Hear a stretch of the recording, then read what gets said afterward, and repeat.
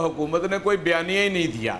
उससे बेहतर गुफ्तगू और बात तो चाइना के वजीर आजम ने या रूस के सदर ने की है, इसलिए हमारा तो कोई बयानिया ही नहीं है। हम तो कुछ यानी बोल ही नहीं सके, उनके सामने बात का जवाब ही नहीं दे सके।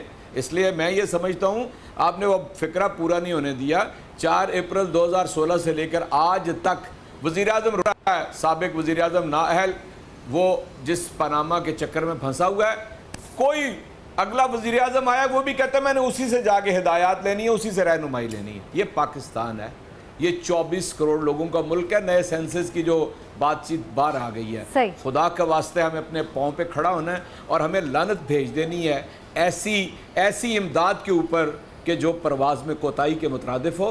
नहीं चाहिए। मैं आपको दावे से कहता हूँ ये जज्बाती बात नहीं है। हम अमेरिका से भी जंग नहीं लड़ना चाहते, हम भारत से भी नहीं लड़ना चाहते, लेकिन एक एटमी कुव्वत होते हुए, इतनी शानदार फौज होते हुए अगर इस जिल्लत को हम पहुंचे हैं तो हमारी कोई खारजा पॉलिसी की नाकामी है, हमारे खारजा मिशन